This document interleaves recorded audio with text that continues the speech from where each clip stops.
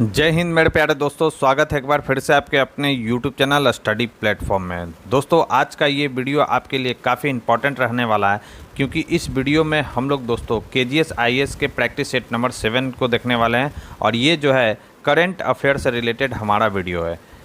इसमें कुल 150 प्रश्न करंट अफेयर्स के दिए गए हैं, जो कि 71 BPSC के लिए काफ़ी ज़्यादा इंपॉर्टेंट रहने वाले हैं।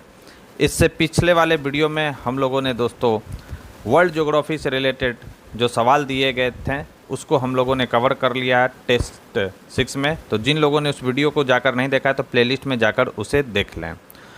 और आपसे एक छोटी सी रिक्वेस्ट है दोस्तों कि अगर आप हमारे चैनल पर पहली बार आए हैं तो चैनल को सब्सक्राइब कर ले, बेल आइकन को प्रेस कर ले, ताकि नए वीडियो की नोटिफिकेशन सबसे पहले आपको मिल सके। साथ ही साथ अगर ये वीडियो पसंद आए तो प्लीज़ इस वीडियो को ज़्यादा से ज़्यादा लाइक करें और अपने दोस्तों के साथ इसे शेयर करना ना भूलें। कल के वीडियो में मेरा जो स्पीड था दोस्तों काफ़ी ज़्यादा था। आज जो है चूँकि करंट अफेयर्स के सवाल करने हैं तो मैं आज थोड़ा स्लो चलूँगा दोस्तों। और इसका जो PDF है आपको मेरे टेलीग्राम चैनल पर मिल जाएगा। टेलीग्राम का जो लिंक है वो डिस्क्रिप्शन बॉक्स में दिया गया है, तो आप वहाँ से जाकर इस वीडियो की PDF को आसानी से डाउनलोड कर सकते हैं। तो चलिए ज़्यादा समय न गवाते हुए सीधा हम क्वेश्चन की ओर चलते हैं।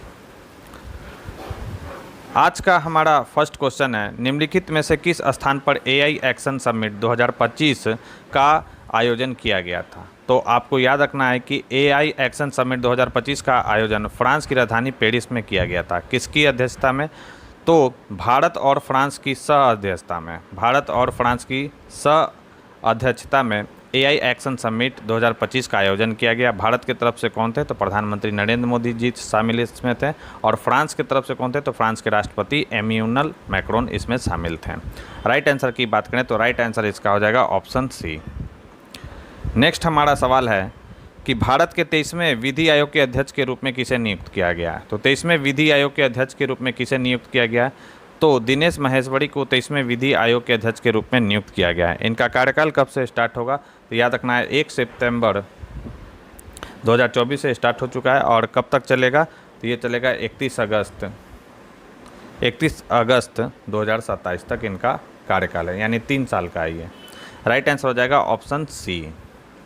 नेक्स्ट हमारा सवाल है कि आर्टेमिस समझौते के संबंध में निम्नलिखित कथनों पर विचार कीजिए। पहला है कि इसकी स्थापना वर्ष 2020 में हुई थी और भारत इसके संस्थापक देशों में से एक था। तो ये स्टेटमेंट जो है गलत यहाँ पर दिया गया है।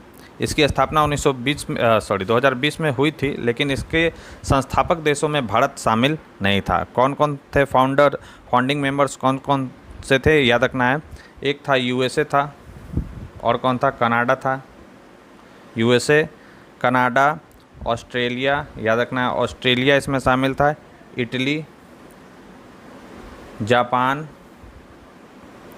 ठीक है, लग्जमबर्ग। ये सभी के सभी इसके फाउंडिंग मेंबर्स थे दोस्तों। भारत इसका संस्थापक देश नहीं था।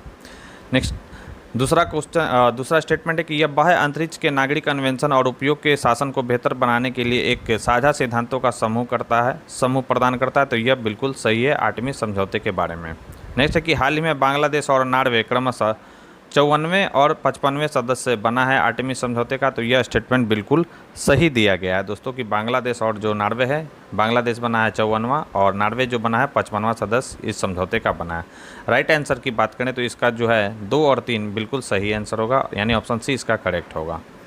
नेक्स्ट है, हाल ही में दूरसंचार सुरक्षा को मजबूत करने और नागरिकों को सुरक्षा व संरक्षण सुनिश्चित करके सशक्त बनाने के लिए संचार मंत्रालय द्वारा कौन सा ऐप लॉन्च किया गया है? इंपॉर्टेंट है ये सवाल। तो संचार मंत्रालय के द्वारा लॉन्च किया गया है संचार साथी ऐप। राइट आंसर हो जाएगा ऑप्शन ए। नेक्स्ट है कि आंतरिक विस्थापन पर वैश्विक रिपोर्ट 2025 के संदर्भ में निम्नलिखित कथनों पर विचार कीजिए। और सही कथन का क्या करना है दोस्तों? आपको पहचान करना है कि निम्नलिखित में से कौन सा कथन जो है सही यहाँ पर दिया गया है। ठीक है, तो इसमें बताया गया फर्स्ट स्टेटमेंट में कि वैश्विक आंतरिक विस्थापितों की संख्या 2024 में 83.4 मिलियन तक पहुंच गई है। तो यह बिल्कुल सही है। सूडान जो है 11.6 मिलियन IDP के साथ सूची में सबसे ऊपर है। तो यह भी स्टेटमेंट सही है।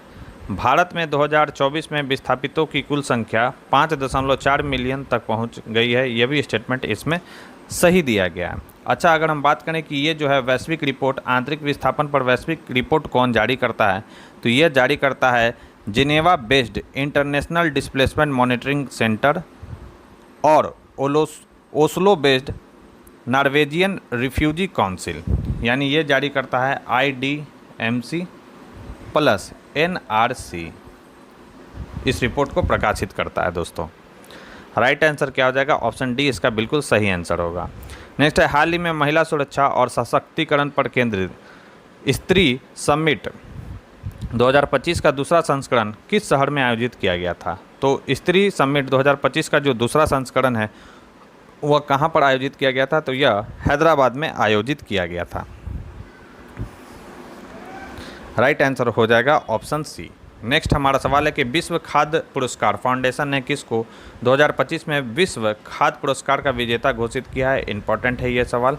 तो विश्व खाद्य पुरस्कार का विजेता 2025 में किसे दिया गया है? तो यह दिया गया है दोस्तों मारियंगेला हंगरिया को। डॉक्टर मारियंगेला हंगरिया को विश्व खाद्य पुरस्कार 2025 प्रदान किया गया है विश्व खाद्य पुरस्कार फाउंडेशन के द्वारा। राइट आंसर हो जाएगा ऑप्शन ए। नेक्स्ट है, हाल ही में भारत के चुनाव आयोग द्वारा जारी लोकसभा चुनाव 2024 के विस्तृत आंकड़ों के संबंध में निम्नलिखित कथनों पर विचार कीजिए। और क्या कह रहा है आपसे यहाँ पर प्रश्न की सही कथन आपको मतलब सही उत्तर चुनकर बताना है कि कौन सा होगा। तो फर्स्ट स्टेटमेंट है कि 2019 की तुलना में 2024 में कुल मतदाताओं में 7.43% की वृद्धि हुई है। तो यह स्टेटमेंट इसमें सही दिया गया है। दूसरा है कि सबसे अधिक और सबसे कम मतदाता क्रमशः कहाँ पर है? धुबरी जो कि असम में पड़ता है और श्रीनगर जो कि जम्मू कश्मीर में दर्ज किया गया है। तो यह भी स्टेटमेंट इसमें सही दिया गया है। तीसरा है कि सबसे अधिक और सबसे कम मतदान केंद्र क्रमशः महाराष्ट्र और गोवा में स्थापित किए गए थे। तो यह स्टेटमेंट जो है दोस्तों गलत है। सबसे अधिक और सबसे कम मतदान केंद्र कहाँ पर स्थापित किया गया था? तो सबसे अधिक बात करें तो यह किया गया था यूपी में, और सबसे कम अगर बात किया जाए तो यह कहाँ पर किया गया था? तो यह किया गया था लक्षद्वीप में। कहाँ पर किया गया था? लक्षद्वीप में किया गया था। तो यह स्टेटमेंट हमारा गलत है। राइट आंसर हो जाएगा केवल 1 और 2 ही यहाँ पर सही दिए गए हैं। बढ़ते हैं अपने नेक्स्ट क्वेश्चन की। नेक्स्ट क्वेश्चन है हमारा 9 नंबर कि किस एजेंसी ने हाल ही में लॉन्च किए गए भारत पोल पोर्टल को विकसित किया है और उसका संचालन कर रही है? तो भारत पोर्टल को विकसित किस एजेंसी ने किया है? तो इस एजेंसी का नाम है CBI, यानी सेंट्रल ब्यूरो ऑफ इन्वेस्टिगेशन ने भारत पोर्टल लॉन्च किया है दोस्तों।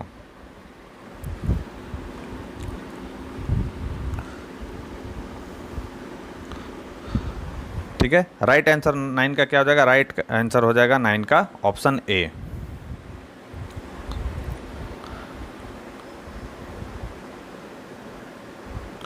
तो भारत पोल पोर्टल किसने लॉन्च किया है? केंद्रीय जांच ब्यूरो यानी CBI ने। नेक्स्ट है, भारतीय लेखिका, वकील और एक्टिविस्ट डैश ने हार्ट लैम्प के लिए इंटरनेशनल बुकर प्राइज जीता है। कौन सी ये लेखिका हैं जिन्होंने इंटरनेशनल बुकर प्राइज जीता है? किसके लिए? हार्ट लैम्प के लिए ये सवाल पूछा गया है और ये भारतीय लेखिका है। तो इनका नाम है बानू मुश्ताक, जिन्हें इंटरनेशनल बुकर प्राइज़ दिया गया है हार्ट लैम्प के लिए। नेक्स्ट हमारा सवाल है कि निम्नलिखित में से कौन सा गांव भारत का पहला सौर ऊर्जा संचालित सीमावर्ती गांव बन गया है? तो भारत का पहला जो है सौर ऊर्जा संचालित सीमावर्ती गांव बन गया है कौन सा? तो इसका राइट आंसर हो जाएगा मसाली। ठीक है, और यह कहाँ पर है? तो यह है गुजरात में। नेक्स्ट हमारा सवाल है कि हाल ही में राष्ट्रीय मानवाधिकार आयोग का अध्यक्ष किसे नियुक्त किया गया है? इंपॉर्टेंट रहेगा ये सवाल। तो हाल ही में बी राम सुब्रमण्यम को राष्ट्रीय मानवाधिकार आयोग का अध्यक्ष नियुक्त किया गया है दोस्तों। नेक्स्ट हमारा सवाल है कि केंद्रीय बजट 2025-26 के अनुसार भारत में विकास के 4 प्रमुख इंजन निम्नलिखित में से कौन कौन से हैं? ये भी इंपॉर्टेंट सवाल है। तो विकास के 4 प्रमुख जो इंजन है इसमें किसको शामिल किया गया? तो इसमें शामिल किया गया है कृषि को, निर्यात को, निवेश को और MSME को। माइक्रो स्मॉल मीडियम इंटरप्राइजेज, सूक्ष्म लघु एवं मध्यम उद्योग को भी इसमें जगह दी गई है दोस्तों। राइट आंसर हो जाएगा ऑप्शन सी। नेक्स्ट है कि logistic is across different state, जिसे शॉर्ट फॉर्म में लिट्स कहा जाता है। लिट्स रिपोर्ट 2024 के अनुसार बिहार को भू आबद्ध राज्यों में किस श्रेणी में रखा गया? तो बिहार को इसमें रखा गया फास्ट मूवर्स में। ये रहेगा इंपॉर्टेंट सवाल क्योंकि ऐसे सवाल BPSC में पूछने का ट्रेंड है दोस्तों। फास्ट मूवर्स में रखा गया है लिट्स रिपोर्ट 2024 में बिहार को। नेक्स्ट है 15 नंबर सवाल हमारा कि डैश में 78वीं विश्व स्वास्थ्य सभा वन वर्ल्ड फॉर हेल्थ यानी स्वास्थ्य के लिए एक विश्व थीम के तहत शुरू की गई। राइट आंसर की बात करें तो इसका राइट आंसर हो जाएगा जेनेवा में 78वीं विश्व स्वास्थ्य सभा one world for health theme के साथ यह शुरू किया गया दोस्तों। राइट आंसर होगा ऑप्शन डी। नेक्स्ट है हमारा कि जीनोम इंडिया परियोजना के संदर्भ में निम्नलिखित कथनों पर विचार कीजिए। और क्या कह रहा है आपसे कि सही कथन का चयन क्या करना है आपको। यह एक राष्ट्रीय पहल है जो 2020 में शुरू की गई थी और इसे जैव प्रौद्योगिकी विभाग द्वारा वित्त पोषित किया जा रहा है। यह स्टेटमेंट बिल्कुल सही दिया गया। इसका उद्देश्य बड़े पैमाने पर जीनोम अनुक्रमण के माध्यम से भारत की जनसंख्या की आनुवंशिक विविधता को समझाना है। यह भी बिल्कुल सही है। इसमें थर्ड स्टेटमेंट है कि भारतीय विज्ञान संस्थान जो कि बेंगलुरु में स्थित है मस्तिष्क अनुसंधान केंद्र इस पहल के लिए समन्वय एजेंसी है। तो यह भी स्टेटमेंट बिल्कुल सही है कि IICS जो बेंगलुरु में स्थित है वह मस्तिष्क अनुसंधान केंद्र इस पहल के लिए समन्वय एजेंसी है दोस्तों। तो आपसे पूछा जा रहा है कि इसमें से गलत कौन सा है, तो इसमें से कोई भी गलत नहीं है। राइट आंसर हो जाएगा ऑप्शन डी। नेक्स्ट है कि हाल ही में सार्वजनिक क्षेत्र के बैंकों यानी PBS द्वारा परिसंपत्तियों की ई नीलामी को कारगर बनाने के लिए वित्तीय सेवा विभाग द्वारा कौन सा पोर्टल लॉन्च किया गया है। तो हाल ही में सार्वजनिक क्षेत्र के बैंकों द्वारा परिसंपत्तियों की ई नीलामी को कारगर बनाने के लिए वित्तीय सेवा विभाग द्वारा किस पोर्टल को लॉन्च किया गया है। तो इस पोर्टल का नाम है बैंक नेट पोर्टल। क्या नाम है इसका? बैंक नेट पोर्टल को लॉन्च किया गया है। नेक्स्ट हमारा सवाल है 18 नंबर। नेक्स्ट है हाल ही में प्रधानमंत्री मत्स्य संपदा योजना के तहत पहला जैविक मत्स्य पालन क्लस्टर किस राज्य में लॉन्च किया गया है। तो मत्स्य संपदा योजना के तहत पहला जैविक मत्स्य पालन क्लस्टर जो है किस राज्य में स्थापित किया गया है। तो यह सिक्किम राज्य में स्थापित किया गया है दोस्तों। राइट आंसर हो जाएगा ऑप्शन ए। नेक्स्ट है हाल ही में भूमि संसाधन विभाग द्वारा भूमि उपयोग को अनुकूलित करने तथा नीति और नियोजन उद्देश्य के लिए डेटा साझा करने में सक्षम बनाने हेतु कौन सा पायलट कार्यक्रम शुरू किया गया। तो इस कार्यक्रम का नाम है नक्शा कार्यक्रम। राइट आंसर होगा ऑप्शन ए। नेक्स्ट हमारा सवाल है 20 नंबर कि महाकुंभ के संदर्भ में निम्नलिखित में से कौन सा कथन सही है। सही कथन की पहचान करना है कि कौन सा कथन सही है। इसे यूनेस्को के अंतर्गत मानवता की अमूर्त सांस्कृतिक विरासत के रूप में सूचित किया गया। तो यह महाकुंभ के बारे में बिल्कुल सही है। प्रयागराज, हरिद्वार, उज्जैन और नासिक को कुंभ मेले के लिए पवित्र स्थलों के रूप में चिन्हित किया गया। तो यह भी बिल्कुल जो है दोस्तों सही स्टेटमेंट यहाँ पर दिया गया है। राइट आंसर की बात करें तो सी इसका बिल्कुल सही आंसर होगा। नेक्स्ट है कि यात्रा और पर्यटन विकास सूचकांक 2024 में भारत का कौन सा स्थान है। इसमें भारत का स्थान आपसे पूछा जा रहा है कि इसमें भारत का स्थान कौन सा है। तो इसमें भारत का स्थान है 39। राइट आंसर हो जाएगा ऑप्शन ए।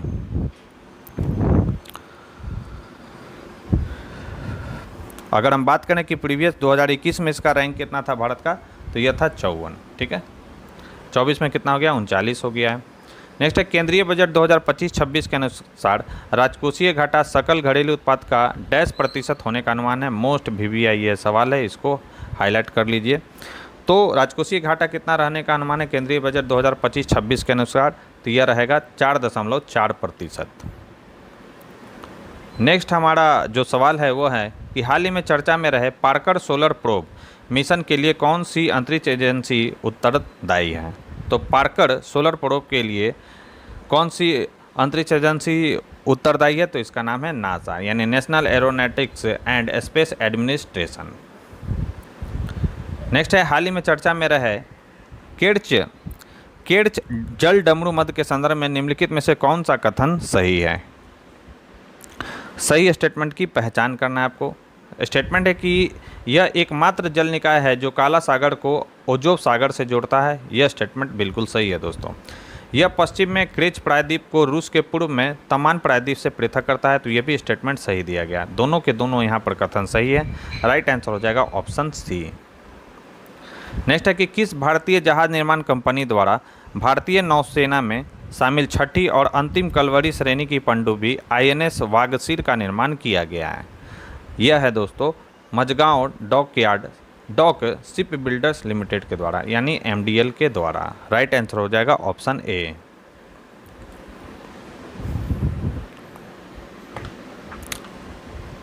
अब अदर सबमरीन की बात करें in the series of include कौन कौन सा है, तो INS इसमें कलवेड़ी है। कौन कौन सा, या लिख दे रहा हूँ, INS कलवेड़ी है, और कौन सा है, खंडेरी है।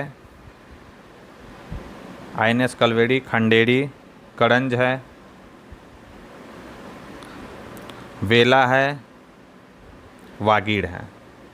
ठीक है, याद रखना है आपको, ये 5 हैं। नेक्स्ट है हमारा भारत ने भारतीय नौसेना की अंडर सी डोमेन अवेयरनेस, जिसे शॉर्ट फॉर्म में UDA कहा जाता है, को बढ़ाने के लिए सोनोबॉयज के संयुक्त उत्पादन हेतु किस देश के साथ साझेदारी की है, तो भारत ने यह साझेदारी की है अमेरिका के साथ। हालांकि वर्तमान समय में रिलेशन काफ़ी उतार चढ़ाव से बड़ा दिख रहा है भारत और अमेरिका के बीच। नेक्स्ट है हाल ही में स्वार्म ड्रोन का मुकाबला करने के लिए लॉन्च की गई माइक्रो मिसाइल प्रणाली का नाम क्या है, तो इस माइक्रो मिसाइल प्रणाली का नाम है क्या, भार्गवास्त्र। क्या नाम है इसका, भार्गवास्त्र नाम है। 28 नंबर सवाल की बात करें तो 28 नंबर हमारा सवाल है कि डेनमार्क स्टेट कैटरेक्ट के संबंध में निम्नलिखित में से कौन सा कथन सही है। काफ़ी अच्छे अच्छे सवाल यहाँ पर जो हैं दोस्तों, जहाँ पर आप एक्सपेक्ट नहीं कर सकते वैसे सवाल इस पर ढूंढ कर लाया गया है 150 प्रश्न। तो 150 प्रश्न को आपको अच्छे से देखना है। डिटेल जो है PDF में और भी अच्छे से दिया गया, तो PDF में प्रोवाइड करा दूंगा, तो आप वहाँ से जाकर इसका पूरा डिटेल देख सकते हैं। पहला है हमारा कि यह एक जलमग्न जलप्रपात यानी सबमरीन वाटरफॉल है जो आइसलैंड और ग्रीनलैंड के बीच समुद्र के नीचे स्थित एक जलमार्ग में स्थित है, तो यह स्टेटमेंट सही है। यह पृथ्वी पर स्थित विश्व का सबसे बड़ा झरना है, तो यह भी बिल्कुल जो है सही दिया गया है। तीसरा है कि यह महासागर की सतह के गहराई में स्थित होने के बावजूद नंगी आंखों से दिखाई देता है, तो याद रखना है कि यह नंगी आंखों से नहीं दिखाई देता है। ठीक है, तो ये स्टेटमेंट हमारा गलत हो गया। राइट आंसर हो जाएगा ऑप्शन सी, इसका बिल्कुल सही आंसर होगा। नेक्स्ट है कि किस विश्वविद्यालय ने आयरन की कमी और एनीमिया का सटीक पता लगाने के लिए डिजाइन किया गया उपकरण एनीमिया फ़ोन विकसित किया है, तो इम्पॉर्टेंट है ये सवाल। एनीमिया फ़ोन किसके द्वारा विकसित किया गया, तो यह किस विश्वविद्यालय के द्वारा, तो यह किया गया है कॉर्नेल विश्वविद्यालय के द्वारा। एनीमिया का सटीक पता लगाने के लिए एनीमिया फ़ोन को विकसित किया गया है कॉर्नेल विश्वविद्यालय के द्वारा। नेक्स्ट है कि हाल ही में किस संगठन ने विलो नामक क्वांटम कंप्यूटिंग चिप लॉन्च किया है, तो विलो नामक क्वांटम कंप्यूटिंग चिप किसके द्वारा लॉन्च किया गया है, तो ये लॉन्च किया गया है गूगल के द्वारा। राइट आंसर हो जाएगा ऑप्शन बी।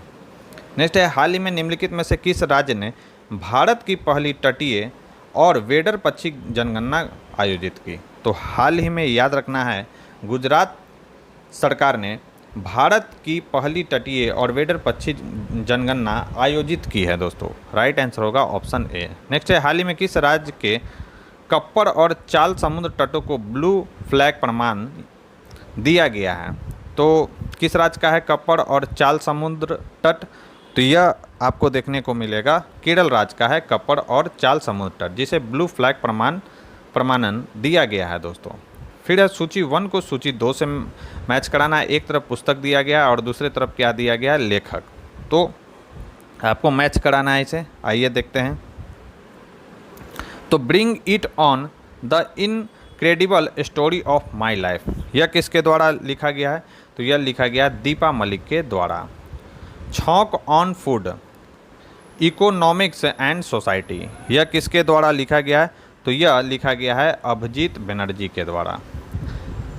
द अस्टम्प्ड किसके द्वारा लिखा गया, अस्टम्प्ड, तो यह लिखा गया है सैयद किरमानी के द्वारा।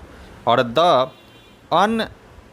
अनयील्डिंग जज, द अनयील्डिंग जज, यह किसके द्वारा लिखा गया, तो गौरी ग्रोवर के द्वारा यह लिखा गया। तो ए का 2 हो गया, बी का 1 हो गया, सी का 3 हो गया, डी का 4 हो गया।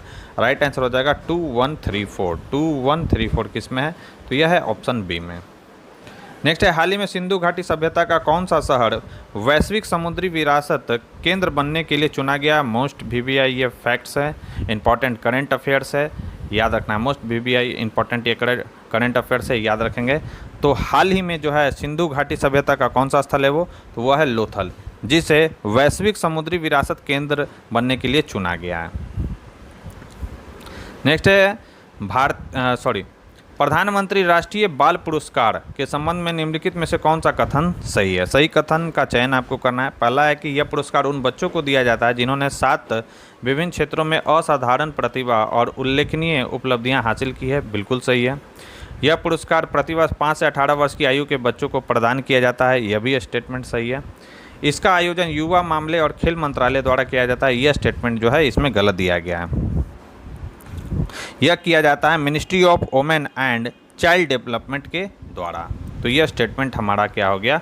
गलत हो गया। राइट आंसर हो जाएगा 35 का 1 और 2 ही केवल सही है। 36 नंबर हमारा सवाल है कि हाल ही में भारतीय मौसम विभाग के 150वें स्थापना दिवस पर केंद्र सरकार ने कौन सा मिशन शुरू किया गया? यह भी VVI सवाल है।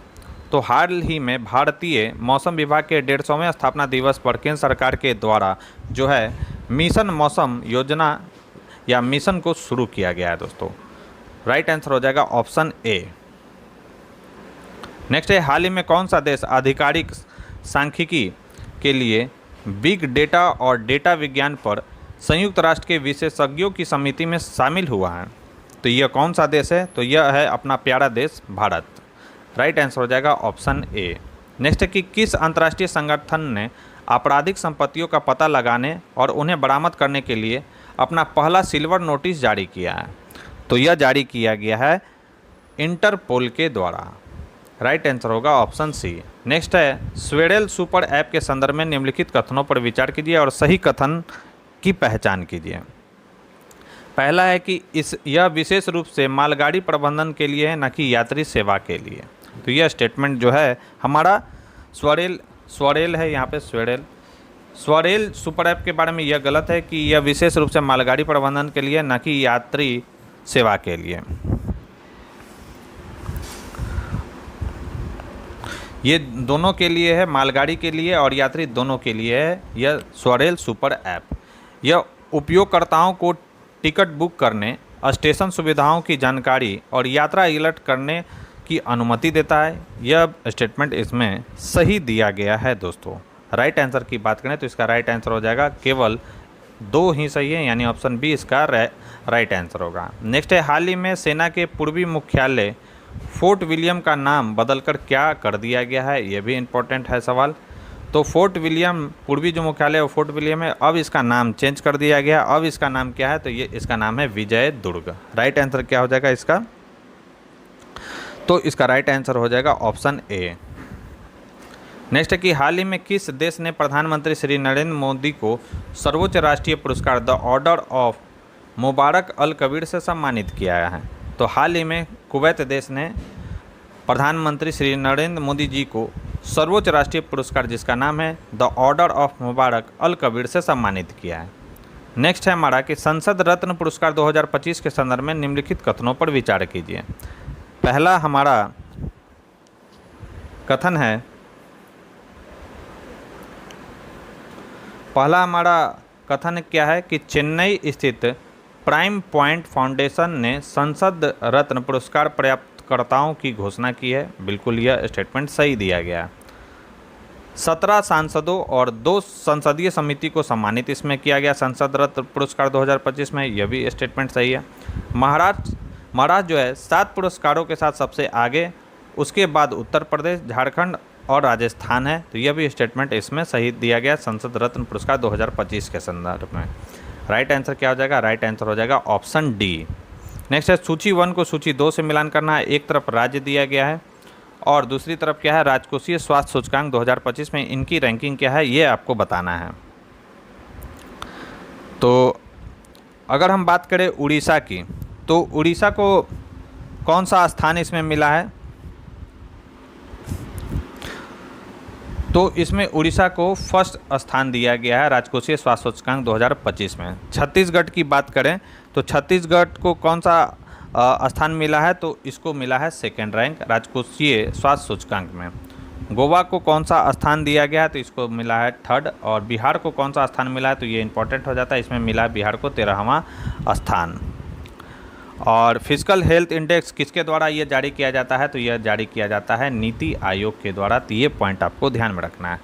तो अगर हम बात करें ए का 4 हो गया, बी का क्या हो गया 2 हो गया, सी का 3 और डी का 1। राइट आंसर हो जाएगा 4231।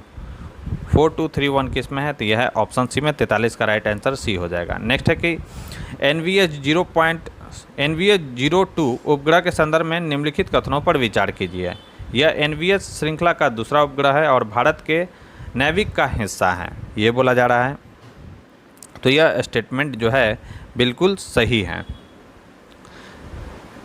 सेकंड है कि GSLV F-15 से इसका प्रक्षेपण इसरो द्वारा श्रीहरिकोटा से किया गया 100वां प्रक्षेपण होगा, ये बोला गया है। तो यह भी स्टेटमेंट सही है कि GSLV F-15 से इसका प्रक्षेपण इसरो द्वारा श्रीहरिकोटा से किया गया कौन सा प्रक्षेपण होगा? तो 100वां यह प्रक्षेपण होगा। राइट आंसर की बात करें तो दोनों स्टेटमेंट सही हैं, राइट आंसर हो जाएगा ऑप्शन सी। नेक्स्ट है 45 नंबर हमारा सवाल कि MSME भारत के GDP में 29% और डैश से अधिक कार्यबल को रोजगार देता है। तो MSME से भारत के लगभग 60% लोगों को कार्यबल जो है, मतलब 60% लोगों को क्या करता है, ये रोजगार मुहैया कराता है। ठीक है, राइट आंसर हो जाएगा ऑप्शन डी। नेक्स्ट है न्यायमूर्ति जॉय माल्या बागची, जिन्हें हाल ही में भारत के सर्वोच्च न्यायालय के न्यायाधीश के रूप में नियुक्त किया गया था, पहले किस उच्च न्यायालय के न्यायाधीश थे? ये बहुत ही इम्पोर्टेंट है सवाल। सभी इम्पोर्टेंट है, लेकिन उन इम्पोर्टेंट में से भी जो ज़्यादा इम्पोर्टेंट है उसे मैं VVI लिख दे रहा हूँ। राइट आंसर हो जाएगा, ये थे पहले कलकत्ता उच्च न्यायालय के न्यायाधीश। राइट आंसर हो जाएगा ऑप्शन बी।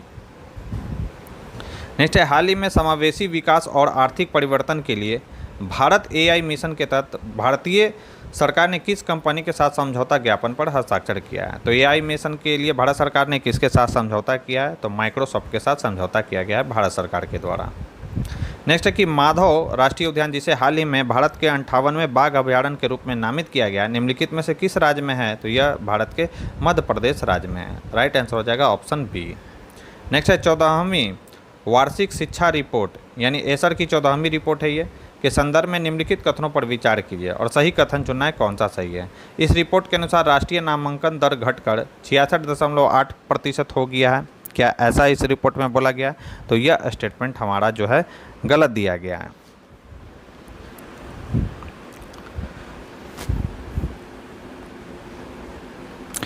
तो इसमें बताया गया है कि the overall national enrolment rate for children age 6 to 14 remains high and stable at around, मतलब ये जो है घटा नहीं है, स्टेबल ही है, हाई पे ही है। और यह कितना बढ़कर हुआ है? तो याद रखना 66.8% हो गया। इसे NGO प्रथम फाउंडेशन द्वारा जारी किया गया था। तो यह स्टेटमेंट सही है कि एसर को जो है NGO प्रथम फाउंडेशन द्वारा जारी किया गया था। राइट स्टेटमेंट क्या हो जाएगा? बी इसका सही आंसर होगा। नेक्स्ट है भारत के मुख्य चुनाव आयुक्त के रूप में किसे नियुक्त किया गया है? तो हाल ही में मुख्य चुनाव आयुक्त के रूप में नियुक्त किया गया है ज्ञानेश कुमार को। राइट आंसर हो जाएगा ऑप्शन ए इसका बिल्कुल सही आंसर होगा। और ये कितने क्रम के हैं? तो याद रखना यह 26वें क्रम के मुख्य चुनाव आयुक्त हैं। पहले चुनाव आयुक्त कौन थे? तो सुकुमार सेन थे। नेक्स्ट है कि विश्व हाइड्रोजन शिखर सम्मेलन और प्रदर्शनी का छठा संस्करण कहाँ आयोजित किया गया? तो विश्व हाइड्रोजन शिखर सम्मेलन और प्रदर्शनी का छठा जो संस्करण है वह आयोजन किया गया था रोटरडैम में। राइट आंसर हो जाएगा ऑप्शन ए इसका बिल्कुल सही आंसर होगा, जो कि कहाँ पर है? नीदरलैंड में है। नेक्स्ट है हाल ही में किस संगठन ने भारतीय प्रतिभूतियों के इतिहास पर एक डिजिटल डिपॉजिटरी जिसे धरोहर की शुरुआत की है? तो एक डिजिटल डिपॉजिटरी है धरोहर, तो यह किस संगठन के द्वारा शुरू किया गया? तो यह शुरू किया गया है सेबी के द्वारा, यानी security exchange board of India के द्वारा। नेक्स्ट है कि 22वें सांग्री ला वार्ता या एशियाई सुरक्षा शिखर सम्मेलन में भारत की ओर से कौन शामिल हुए? ये भी VVI सवाल है। तो इसमें भारत के तरफ से कौन शामिल हुए थे? तो इसमें भारत के तरफ से शामिल हुए थे अनिल चौहान, लेफ्टिनेंट जनरल जो है अनिल चौहान, वो शामिल इसमें हुए थे। नेक्स्ट है भारत में हाथ से मैला उठाना यानी मैनुअल स्क्वेंजिंग के संबंध में निम्नलिखित कथनों पर विचार कीजिए और कौन सा कथन सही है ये आपको बताना है। तो हमारा है ये कि पहला स्टेटमेंट है कि यह एक खतरनाक और अपमानजनक पेशा है जो मुख्य रूप से हाशिए पर स्थित समुदायों को प्रभावित करता है। यह बिल्कुल स्टेटमेंट सही है।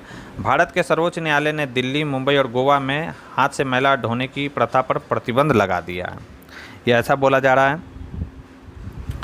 तो याद रखना है कि the supreme court of India ordered a ban on manual scavenging and sewer cleaning इन 6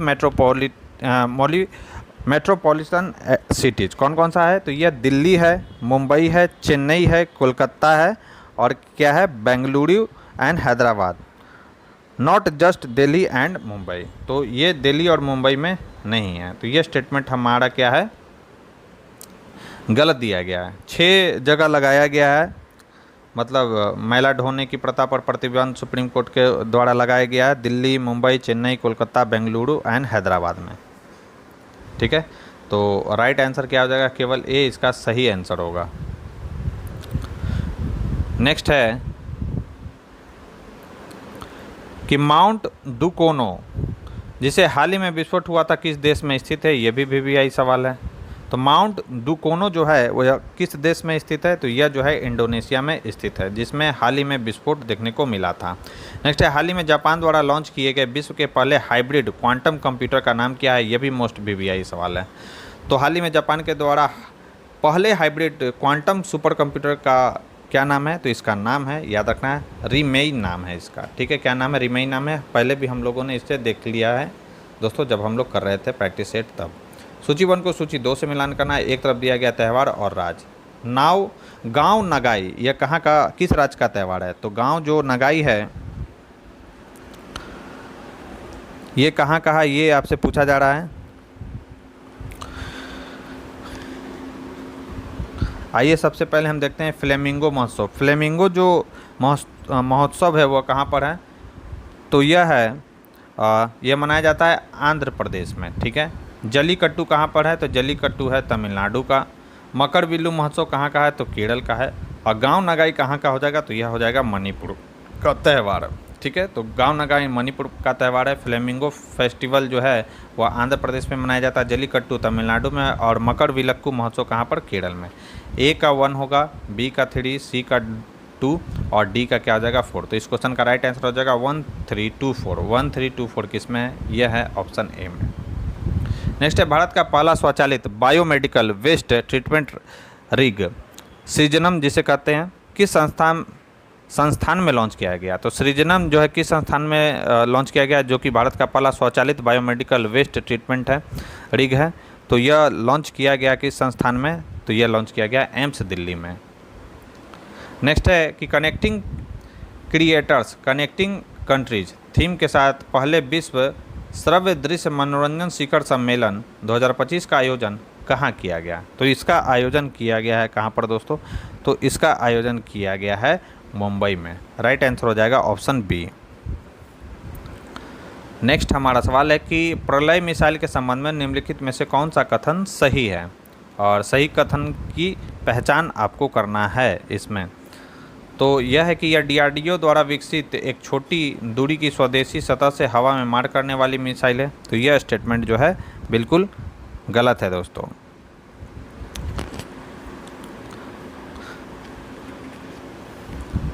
सतह से हवा में नहीं है, बल्कि ये सरफेस टू से सरफेस है, यानी सतह से सतह। तो यह सही है कि DRDO द्वारा विकसित एक छोटी दूरी की स्वदेशी सतह से सतह हवा में मार करने वाली क्या है? यह मिसाइल है। यह भारत का पहला सामरिक अर्ध बैलिस्टिक हथियार है जो युद्ध क्षेत्रों में दुश्मनों के ठिकानों पर सटीक हमला करने में सक्षम है। तो यह स्टेटमेंट बिल्कुल सही है। यह इसका पेलोड कितना है? तो इसका पेलोड याद रखना है 500 से कितना है? तो 500 से 1000 kg तक यह पेलोड ले जा सकता है दोस्तों। तो सेकंड स्टेटमेंट यहाँ पर सही है, राइट आंसर होगा बी। नेक्स्ट, किस राज्य की सरकार ने चिनार के पेड़ों के संरक्षण हेतु ट्री आधार पहल शुरू की है? तो यह ट्री आधार जो पहल है वह जम्मू कश्मीर राज्य के द्वारा या कह सकते हैं केंद्र शासित प्रदेश के द्वारा यह शुरू किया गया। राइट आंसर हो जाएगा 61 का राइट आंसर ऑप्शन ए होगा, ट्री आधार पहल। नेक्स्ट है, हाल ही में चर्चा में रहा कोडाई कनाल सौर वेधशाला किस राज्य में स्थित है? तो कोडाई कनाल सौर वेधशाला जो है वह तमिलनाडु राज्य में स्थित है। नेक्स्ट है कि हाल ही में संस्थागत श्रेणी में सुभाष चंद्र बोस आपदा प्रबंधन पुरस्कार 2025 के लिए किसे चुना गया? तो चुना गया है किसे? तो यह चुना गया भारतीय राष्ट्रीय महासागर सूचना सेवा केंद्र को। पहले भी हम लोगों ने देख लिया है इस करंट अफेयर्स को जब हम लोग कर रहे थे प्रैक्टिस सेट तब। तो राइट आंसर हो जाएगा संस्थागत श्रेणी में सुभाष चंद्र बोस आपदा प्रबंधन पुरस्कार दिया गया भारतीय राष्ट्रीय महासागर सूचना सेवा केंद्र को। 63 का राइट आंसर ऑप्शन ए होगा। 64 की बात करें, 64 नंबर हमारा क्वेश्चन है। आगे बढ़ते हैं हम लोग कि निम्नलिखित महत्वपूर्ण दिनों और उनके संबंधित विषयों में से कौन से युग में सुमेलित नहीं है? ये आपसे सवाल पूछा गया, कौन सा सुमेलित इसमें जो है नहीं है? तो अंतर्राष्ट्रीय शिक्षा दिवस और संबंधित इसमें विषय क्या था? एआई और शिक्षा था, क्या ऐसा था?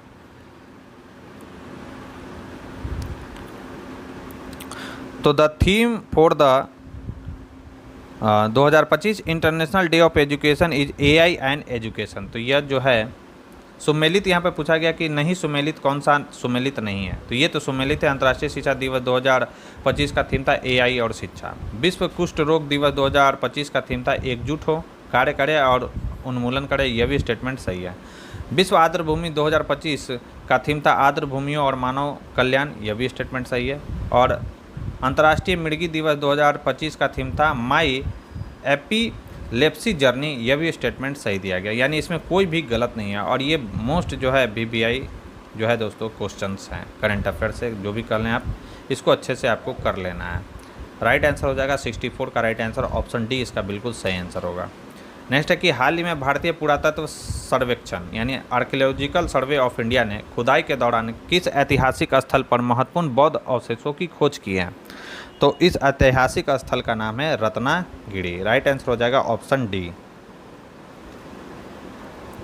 नेक्स्ट हमारा सवाल है 66 नंबर की संजय युद्ध क्षेत्र निगरानी प्रणाली जिसे शॉर्ट फॉर्म में BSS के संदर्भ में निम्नलिखित कथनों पर विचार कीजिए। इसे स्वदेशी रूप से भारतीय सेना और हिंदुस्तान एरोनॉटिक्स लिमिटेड यानी HAL द्वारा संयुक्त रूप से विकसित किया गया संजय युद्ध क्षेत्र निगरानी प्रणाली को। तो यह स्टेटमेंट जो है यहाँ पर गलत दिया गया। किसके द्वारा किया गया है? तो इंडियन आर्मी भारतीय सेना और किसके द्वारा? तो भारत इलेक्ट्रॉनिक्स लिमिटेड यानी BEL के द्वारा इसे जो है विकसित किया गया है। इसका मुख्य उद्देश्य सशस्त्र बलों को रियल टाइम निगरानी और टोही सुविधा प्रदान करना है। तो यह स्टेटमेंट बिल्कुल सही है। राइट आंसर हो जाएगा ऑप्शन बी। नेक्स्ट हमारा सवाल है कि हाल ही में जारी भ्रष्टाचार धारणा सूचकांक यानी CPI 2024 में भारत की रैंकिंग क्या है? तो इसमें भारत की रैंकिंग कितना है? तो इसमें भारत की रैंकिंग है 96 यानी 96वां भारत का रैंकिंग है भ्रष्टाचार धारणा सूचकांक में। और इसमें फर्स्ट स्थान पर कौन है? तो यह है डेनमार्क।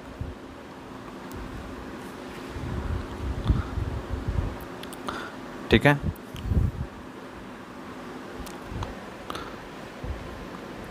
और ये किसके द्वारा जारी किया जाता है? तो ट्रांसपेरेंसी इंटरनेशनल के द्वारा यह जो है भ्रष्टाचार धारणा सूचकांक जारी किया जाता है। तो ये भी पॉइंट आपको याद रखना है। नेक्स्ट है हाल ही में किस देश के शोधकर्ताओं ने स्टारगार्ड रोग के इलाज में सहायता करने के लिए जीन संपादन तकनीक विकसित की है? तो इस देश का नाम है स्विट्जरलैंड, जिसने स्टारगार्ड रोग के इलाज की सहायता करने के लिए जीन संपादन तकनीकी विकसित किया है। राइट आंसर होगा ऑप्शन ए। नेक्स्ट है हाल ही में प्रधानमंत्री के प्रधान सचिव दूसरे के रूप में किसे नियुक्त किया गया? तो हाल ही में प्रधानमंत्री के प्रधान सचिव किसे नियुक्त किया गया है? तो यह नियुक्त किया गया है दोस्तों किन्हें? तो यह नियुक्त किया गया शक्तिकांत दास को।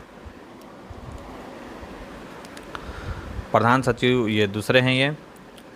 नेक्स्ट है स्वतंत्रता के बाद भारत में समान नागरिक संहिता लागू करने वाला पहला राज्य कौन सा है? तो समान नागरिक संहिता लागू करने वाला पहला राज्य कौन सा है? उत्तराखंड है। नेक्स्ट है निम्नलिखित में से कौन सा देश भारत और यूरोपीय मुक्त व्यापार संघ का हिस्सा है? इसको और भी VBI कर लीजिए दोस्तों। भारत और यूरोपीय मुक्त व्यापार संघ का हिस्सा कौन कौन सा है? तो इसमें कौन कौन सा देश शामिल है ये आपसे पूछा जा रहा है। तो इसमें स्विट्जरलैंड है, नॉर्वे है, आइसलैंड है और लिechtenstein है। ये चारों देश इसमें जो है EFTA के क्या हैं? हिस्सा हैं। राइट आंसर हो जाएगा 71 का राइट आंसर हो जाएगा ऑप्शन डी। नेक्स्ट है कि किस कलाकार ने त्रिवेणी एल्बम के लिए ग्रैमी पुरस्कार जीता है? तो त्रिवेणी एल्बम के लिए ग्रैमी पुरस्कार किसने जीता है? तो यह जीता है चंद्रिका टंडन ने। किसने जीता है? चंद्रिका टंडन ने जीता है 67th ग्रैमी जो अवार्ड है वो त्रिवेणी एल्बम के लिए ग्रैमी पुरस्कार दिया गया है इनको, चंद्रिका टंडन को। नेक्स्ट है कि Indian Renaissance the Modi decade पुस्तक के लेखक कौन है? तो इस पुस्तक के लेखक है ऐश्वर्या पंडित। राइट आंसर हो जाएगा ऑप्शन बी। बढ़ते हैं अपने नेक्स्ट क्वेश्चन की ओर। 74 नंबर हमारा सवाल है कि खेलो इंडिया यूथ गेम्स 2025 के संदर्भ में निम्नलिखित कथनों पर विचार कीजिए। पहला स्टेटमेंट है हमारा कि प्रधानमंत्री नरेंद्र मोदी जी ने वीडियो संदेश के माध्यम से इसका उद्घाटन किया। बिल्कुल सही है। बिहार में खेलो इंडिया यूथ गेम 2025 के 7वें संस्करण का आयोजन किया गया था। तो यह भी जो है बिल्कुल सही है और बिहार में पहला था, ये याद रखेंगे। खेलो इंडिया यूथ गेम 2025 का शुभंकर क्या था? तो यह गजराज सिंह था। तो यह भी स्टेटमेंट बिल्कुल सही दिया गया है। राइट आंसर की बात करें, राइट आंसर हो जाएगा उपयुक्त डी, इसका बिल्कुल सही आंसर होगा। नेक्स्ट कि एशियाई विकास बैंक यानी एडीबी के गवर्नर बोर्ड की 58वीं वार्षिक बैठक कहाँ आयोजित हुई? तो एशियाई विकास बैंक के गवर्नर बोर्ड की 58वीं जो बैठक है उसका जो आयोजन किया गया था दोस्तों, वह किया गया था इटली में। राइट आंसर हो जाएगा ऑप्शन ए। दोस्तों अगर ये वीडियो पसंद आ रही हो, वीडियो का कंटेंट अगर आपको पसंद आ रहा हो तो प्लीज़ इस वीडियो को ज़्यादा से ज़्यादा लाइक करें और अपने दोस्तों के साथ इसे शेयर करना ना भूलें। जो लोग हमारे चैनल से पहली बार जुड़े हैं तो चैनल को सब्सक्राइब कर ले, बेल आइकन को प्रेस कर ले ताकि नई वीडियो की नोटिफिकेशन सबसे पहले आपको मिल सके दोस्तों। और इस वीडियो का जो PDF है आपको मेरे टेलीग्राम चैनल पर मिल जाएगा। टेलीग्राम का जो लिंक है वो डिस्क्रिप्शन बॉक्स में दिया गया है। नेक्स्ट है कि क्वारटेमी के संदर्भ में निम्नलिखित कथनों पर विचार कीजिए। यह रक्त कैंसर के रोगियों के लिए एक जीवित दवा है। तो यह बिल्कुल सही है। दूसरा है कि यह रक्त कैंसर के लिए भारत की पहली कार टी सेल थेरेपी है। तो यह स्टेटमेंट जो है बिल्कुल गलत है। तो गलत ही पूछा जा रहा था, तो 76 का राइट आंसर हो जाएगा ऑप्शन बी। ठीक है, यह जो है दूसरी है ना कि पहली है, CAR T cell therapy. Next हमारा सवाल है कि हाल ही में किस कंपनी ने ईवो 2 नाम से आर्टिफिशियल इंटेलिजेंस यानी AI मॉडल लॉन्च किया है? इस कंपनी का नाम है एनवीडिया ने। इसका नाम क्या है? ईवो 2। नेक्स्ट है हाल ही में कौन सी कंपनी चंद्रमा पर ब्लू घोस्ट लैंडर को सफलतापूर्वक उतारने वाली पहली निजी फर्म बन गई है? तो इस कंपनी का नाम है, क्या नाम है? तो यह नाम है फायरफ्लाई एरोस्पेस और ये पहली निजी फर्म है जो चंद्रमा पर ब्लू घोस्ट लैंडर को सफलतापूर्वक उतार चुकी है। राइट आंसर हो जाएगा ऑप्शन बी। नेक्स्ट है कि कॉम्पैक्ट पहल के संदर्भ में निम्नलिखित कथनों पर विचार कीजिए। यह भी इम्पॉर्टेंट सवाल है। तो इसका उद्देश्य मिशन 500 के तहत 2030 तक द्विपक्षीय व्यापार को दुगना करके $500 बिलियन तक करना है। बिल्कुल सही है। यह भारत और रूस के बीच एक साझा पहल है। तो याद रखना है कॉम्पैक्ट जो है किसके किसके बीच में है? तो ये भारत और USA के बीच में है, ना कि रूस के बीच। तो ये स्टेटमेंट गलत है। सही कथन चयन करना था, तो ये बिल्कुल इसका सही आंसर होगा।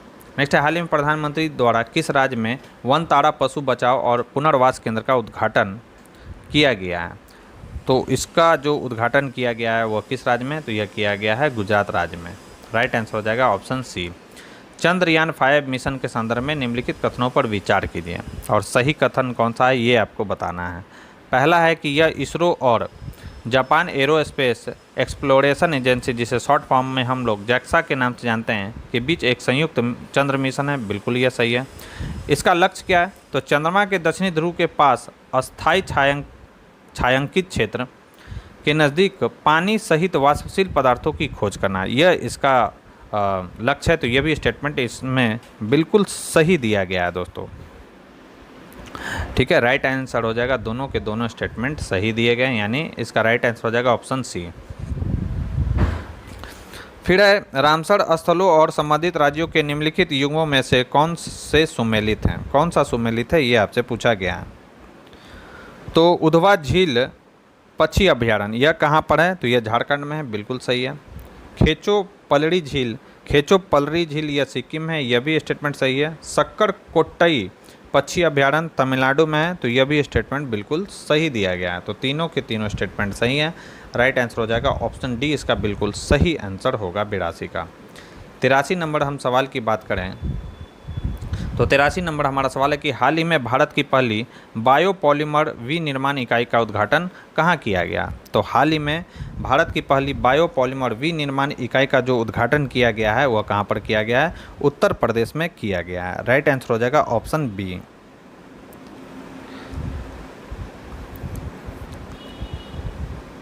कहाँ पर उत्तर प्रदेश के, तो कुंभी लखीमपुर, जो कि कहाँ पर है, लखीमपुर डिस्ट्रिक्ट में है। नेक्स्ट है कि हाल ही में चर्चा में रही वालेस रेखा किन दो क्षेत्रों के मध्य जैव भौगोलिक सीमा के रूप में कार्य करती है। तो यह एशिया और ऑस्ट्रेलिया के बीच में यह कार्य करती है, वालेस रेखा। राइट आंसर होगा ऑप्शन ए। नेक्स्ट है कि भारत और डैश ने मुक्त व्यापार समझौते यानी फ्री ट्रेड एग्रीमेंट को सफलतापूर्वक पूरा कर लिया है।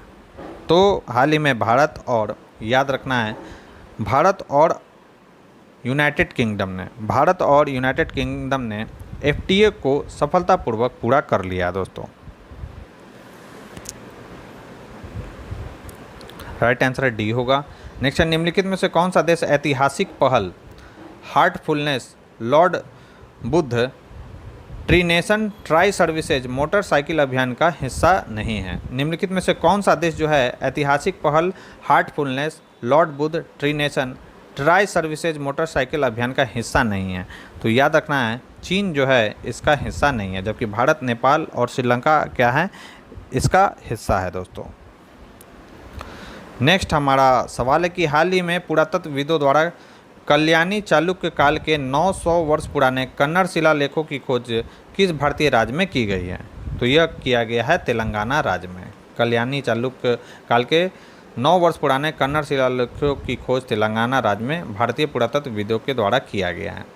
नेक्स्ट है कि स्वायत्त पहल के संदर्भ में निम्नलिखित कथनों पर विचार कीजिए। और क्या कह रहा है आपसे, सही कथन का चयन आपको करना है कि कौन सा कथन इसमें सही दिया गया है।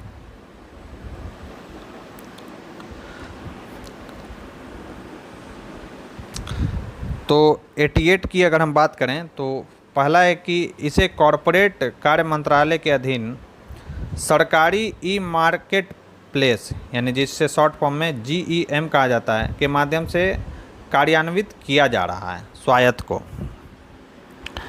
तो याद रखना है यह किसके अंडर में है, तो ministry of commerce and industry के अंडर में है। ठीक है, तो स्वायत्त जो इनिशिएटिव है is implemented through the government e market place, it comes under the ministry of commerce and industry, न कि कॉरपोरेट कार्य मंत्रालय के द्वारा। ये स्टेटमेंट गलत हो गया। इसे 2019 में महिला उद्यमियों, स्टार्टअप, लघु और मध्यम उद्यमों यानी MSE, स्वयं सहायता समूहों और युवाओं के लिए बाजार तक पहुंच को बढ़ावा देने के उद्देश्य से शुरू किया गया था। यह स्टेटमेंट बिल्कुल सही है। थर्ड स्टेटमेंट है हमारा कि इसका उद्देश्य सार्वजनिक खरीद प्रक्रियाओं में महिला संचालित व्यवसायों और युवाओं की सक्रिय भागीदारी को बढ़ावा देना है। तो यह भी स्टेटमेंट बिल्कुल सही यहाँ पर दिया गया है दोस्तों। राइट आंसर की बात करें तो इसका राइट आंसर हो जाएगा केवल 2 और 3 ही सही है, यानी बी इसका बिल्कुल सही आंसर होगा। 89 की बात करें तो 89 नंबर हमारा सवाल है कि स्वावलंबनी कार्यक्रम के संदर्भ में निम्नलिखित कथनों में से कौन सा सही है। इसे कौशल विकास और उद्यमिता मंत्रालय द्वारा नीति आयोग के सहयोग से शुरू किया गया था। यह स्टेटमेंट बिल्कुल सही है। स्वावलंबनी कार्यक्रम के बारे में, इसका उद्देश्य 600 महिला छात्राओं को उद्यमिता को कैरियर विकल्प के रूप में अपनाने के लिए उद्यमिता जागरूकता कार्यक्रम के तहत प्रशिक्षण प्रदान करना था। तो यह भी स्टेटमेंट इसमें सही दिया गया है। तीसरा है कि यह असम, मेघालय और त्रिपुरा राज्यों में संचालित एक महिला उद्यमी कार्यक्रम है। तो यह स्टेटमेंट जो है हमारा इसमें गलत दिया गया है दोस्तों। तो यह असम है, इसमें शामिल मेघालय है और त्रिपुरा नहीं बल्कि क्या है, तो यह मिजोरम है। ठीक है, याद रखेंगे। राइट आंसर क्या हो जाएगा, 1 और 2 इसका बिल्कुल सही आंसर होगा। नेक्स्ट हमारा सवाल है 90 नंबर कि हाल ही में भारत ने किस अफ्रीकी देश को मानवीय सहायता के रूप में 1000 मीट्रिक टन चावल की आपूर्ति की है। तो हाल ही में लेसोथो जो कि एक अफ्रीकी देश है, उसको मानवीय सहायता भारत के द्वारा दिया गया। कितना टन दिया गया है, तो 1000 मीट्रिक टन चावल इसे दिया गया है लेसोथो को। नेक्स्ट है 91 नंबर सवाल हमारा कि मार्टिन गप्टिल, जिन्होंने हाल ही में अंतर्राष्ट्रीय क्रिकेट से संन्यास की घोषणा की, किस देश का प्रतिनिधित्व करते हैं? तो ये किस देश का प्रतिनिधित्व करते हैं? तो न्यूजीलैंड के ये खिलाड़ी हैं। नेक्स्ट है मिशन 300 के संदर्भ में निम्नलिखित कथनों पर विचार कीजिए और सही कथन पहचाना है कौन सा सही है। तो इसे विश्व बैंक समूह ने अफ्रीकी विकास बैंक के सहयोग से लॉन्च किया है, बिल्कुल सही है ये मिशन 300 के बारे में।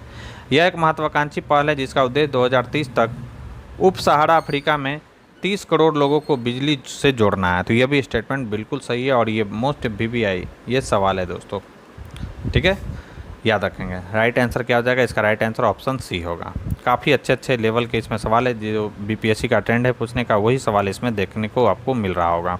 नेक्स्ट है हाल ही में केंद्रीय मंत्रिमंडल ने किसकी एक उप योजना के रूप में कमांड क्षेत्र विकास और जल प्रबंधन के आधुनिकीकरण को मंजूरी दी है? राइट आंसर हो जाएगा प्रधानमंत्री कृषि सिंचाई योजना के लिए।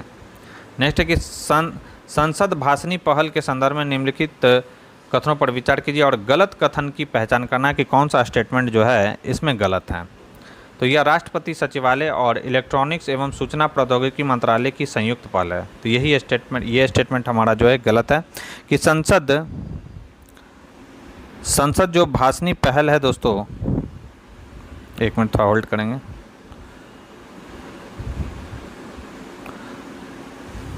तो संसद जो भाषणी पहल है दोस्तों वह लोकसभा सचिवालय, याद रखना है, लोकसभा सचिवालय और मिनिस्ट्री ऑफ इलेक्ट्रॉनिक्स एवं मतलब आप कह सकते हैं इलेक्ट्रॉनिक्स एवं सूचना प्रौद्योगिकी मंत्रालय की एक संयुक्त पहल है, न कि राष्ट्रपति सचिवालय का। तो ये तो स्टेटमेंट गलत हो गया। इसका उद्देश्य बहुभाषी समर्थन, बेहतर दस्तावेजीकरण और संसद की कार्यप्रणाली को सुधारने के लिए एक AI उपकरणों को क्या करना है, इसमें एकीकृत करना है। तो यह स्टेटमेंट जो है इसमें सही दिया गया है। यही है संसद भाषणी का मुख्य उद्देश्य। तो गलत पूछा जा रहा था, तो 94 का राइट आंसर हो जाएगा ऑप्शन ए। नेक्स्ट हमारा सवाल है कि 26वां संयुक्त राष्ट्र वैसाख दिवस 12 मई 2025 को कहाँ मनाया गया? तो यह मनाया गया है कहाँ पर? यह मनाया गया हो ची मिन्ह में।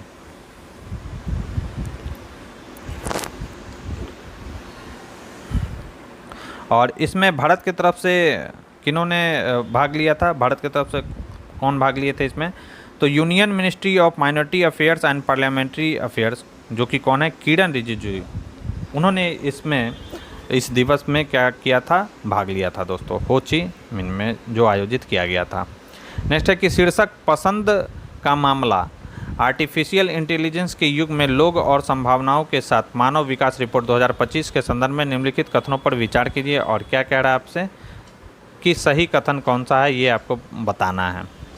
तो 96 की बात करें तो पहला स्टेटमेंट है कि भारत की जीवन प्रत्याशा 2023 में 72 वर्ष, स्कूली शिक्षा के औसत वर्ष 13 वर्ष है और GNI/USD कितना है? तो यह है 9046.6 हो गया है, यह बिल्कुल सही है।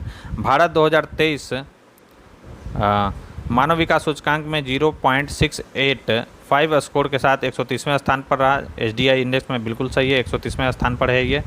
आइसलैंड ने 0.972, नॉर्वे ने इतना और स्विट्जरलैंड स्कोर के साथ शीर्ष स्थान पर है। तो यह भी स्टेटमेंट इसमें सही है, सभी के सभी स्टेटमेंट सही है। राइट आंसर हो जाएगा ऑप्शन डी। नेक्स्ट है वन नेशन वन पोर्ट प्रक्रिया के बारे में निम्नलिखित कथनों पर विचार कीजिए और सही कथन की क्या करना है, आपको पहचान करना है। तो भारत के सभी प्रमुख बंदरगाहों में संचालन को एक समान बनाने के उद्देश्य से इसे शुरू किया गया था, बिल्कुल सही है। इसका उद्देश्य दस्तावेजीकरण में विसंगतियों को दूर करना, अक्षमताओं, उच्च लागत और परिचालन में देरी को कम करना, यह भी स्टेटमेंट बिल्कुल सही है। दोनों के दोनों स्टेटमेंट सही है। राइट आंसर हो जाएगा ऑप्शन सी। 98 नंबर सवाल की बात करें तो 98 नंबर हमारा सवाल है सूची 1 को सूची 2 से मिलान करना। एक तरफ पुरस्कार दिया गया, दूसरी तरफ व्यक्ति। तो यूके की मानद नाइटहुड उपाधि यह किसे दिया गया है? तो यह दिया गया है सुनील भारती मित्तल को। किसे दिया गया? सुनील भारती मित्तल को दिया गया। 12वां डोज का सर्वोच्च पुरस्कार तो यह दिया गया है किसे? प्रधानमंत्री नरेंद्र मोदी जी को। चौथा हो गया इसका। अंतर्राष्ट्रीय बुकर पुरस्कार 2025 किसे दिया गया है? तो यह दिया गया बानू मुश्ताक को। यानी 2। और टाइम पत्रिका वुमेन ऑफ द ईयर किसे दिया गया, तो यह दिया गया पूर्णिमा देवी वनन को। और ये सभी के सभी एकदम VVI करंट अफेयर्स है, इसको अच्छे से कवर कर लेना है। तो A का 3, B का 4, C का 2 और D का क्या हो जाएगा 1। तो इस क्वेश्चन का राइट आंसर हो जाएगा 3, 4, 2, 1। 3, 4, 2, 1 किस में, तो 3, 4, 2, 1 है एक ही ऑप्शन में, ऑप्शन ए में। नेक्स्ट है कि पंचायत से संसद 2.0 के संबंध में निम्नलिखित कथनों पर विचार कीजिए और सही कथन बताना है कि कौन सा कथन सही है। तो इसका आयोजन पंचायती राज मंत्रालय द्वारा जनजातीय मामलों के मंत्रालय के सहयोग से किया गया, तो यह जो है स्टेटमेंट जो है गलत दिया गया। इसका जो है किसके द्वारा किया गया था, तो यह किया गया था नेशनल कमीशन फॉर वोमेन।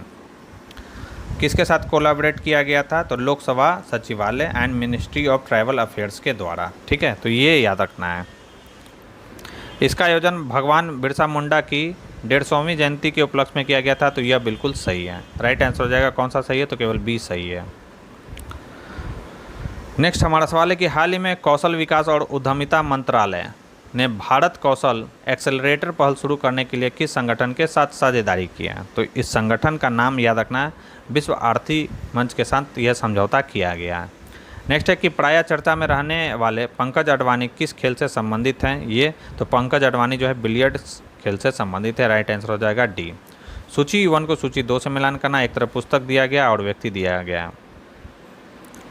आइए मैच कराते हैं हम लोग। तो सबसे पहला है हमारा कि life on Mars collected stories, यह लिखा गया है नमिता गोखले। नमिता गोखले के द्वारा यह लिखा गया। दिया सलाई लिखा गया कैलाश सत्यार्थी के द्वारा। इंपॉर्टेंट है ये book. One world under Doom, यह लिखा गया है किसके द्वारा, तो रेयान नॉर्थ के द्वारा लिखा गया। और स्पीकिंग विथ नेचर, यह लिखा गया रामचंद्र गुहा के द्वारा। और VVI है करंट अफेयर्स। तो A का 4, B का क्या हो गया 3 हो गया, C का 2 और D का 1। राइट आंसर हो जाएगा 4, 3, 2, 1। 4, 3, 2, 1 किस में है, यह है ऑप्शन बी में। नेक्स्ट है हमारा 2020-24 के दौरान वैश्विक हथियार स्थानांतरण पर सिपड़ी की रिपोर्ट के संबंध में निम्नलिखित कथनों पर विचार कीजिए। यह भी क्वेश्चन इंपॉर्टेंट है करंट अफेयर्स का, सिपड़ी के रिपोर्ट से पूछा जाता है। यूक्रेन विश्व का सबसे बड़ा हथियार आयातक बनकर उभरा है, ये बोला जा रहा है, बिल्कुल सही है। ये यूक्रेन विश्व का सबसे बड़ा हथियार आयातक बनकर उभरा है। भारत हथियारों का विश्व में दूसरा सबसे बड़ा आयातक बन रहा है, यह भी स्टेटमेंट सही है। भारत का सैन्य विश्व में 5वां सबसे बड़ा है, तो यह स्टेटमेंट जो है इसमें यह जो है बिल्कुल सही दिया गया है कि भारत का सैन्य व्यय जो है विश्व में 5वां सबसे बड़ा है। राइट आंसर पूछा जा रहा है, राइट आंसर हो जाएगा D। 1, 2 और 3 सही है, मतलब तीनों स्टेटमेंट सही हैं। नेक्स्ट है जिमी कार्टर, जिनका हाल ही में निधन हो गया, किस देश के पूर्व राष्ट्रपति थे, तो याद रखना है यह संयुक्त राज्य अमेरिका के पूर्व राष्ट्रपति थे जिमी कार्टर। नेक्स्ट है हाल ही में 31वें राष्ट्रीय बाल विज्ञान कांग्रेस कहाँ आयोजित किया गया, तो 31वीं राष्ट्रीय बाल विज्ञान कांग्रेस का आयोजन कहाँ पर किया गया, तो इसका आयोजन किया गया है भोपाल में, मध्य प्रदेश के भोपाल में 31वीं राष्ट्रीय बाल विज्ञान कांग्रेस का आयोजन किया गया है। नेक्स्ट है 106 नंबर सवाल कि विकसित भारत युवा नेता संवाद 2025 किस स्थान पर आयोजित किया गया था, तो इसका आयोजन आपको कहां पर किया गया था, तो नई दिल्ली में इसका आयोजन किया गया था, विकसित भारत युवा नेता संवाद 2025 का। नेक्स्ट है कि लार्ज फेज्ड एरे रडार के संदर्भ में निम्नलिखित कथनों पर विचार कीजिए और सही कथन की पहचान आपको करना है कि कौन सा स्टेटमेंट इसमें सही है। तो इसे चीन द्वारा युवान प्रांत में चीन म्यांमार सीमा के पास स्थापित किया गया था, बिल्कुल सही है। यह रियल टाइम में बैलिस्टिक मिसाइल प्रक्षेपणों का पता लगाने और उन पर नज़र रखने में सक्षम है, तो यह भी स्टेटमेंट सही है। तीसरा स्टेटमेंट हमारा दिया गया है यहाँ पर कि चीन एकमात्र ऐसा देश है जिसके पास लार्ज फेज्ड एरे रडार प्रणाली है, तो यह स्टेटमेंट गलत है। कौन कौन से देश के पास है, तो US और रसिया के पास है, USA और रसिया के पास भी है ये प्रणाली, तो चीन पहला देश नहीं है, याद रखना है। राइट आंसर हो जाएगा 107 का क्या 1 और 2। नेक्स्ट है कि कौन सा देश संयुक्त राज्य अमेरिका से निर्वासित किए जा रहे भारतीय प्रवासियों के लिए पारगमन बिंदु के रूप में कार्य करने पर सहमत हो गया है, तो इस देश का नाम है कोस्टा रिका। राइट आंसर हो जाएगा ऑप्शन C। नेक्स्ट है भारत के ऑपरेशन सिंदूर के जवाब में पाकिस्तान ने कौन सा ऑपरेशन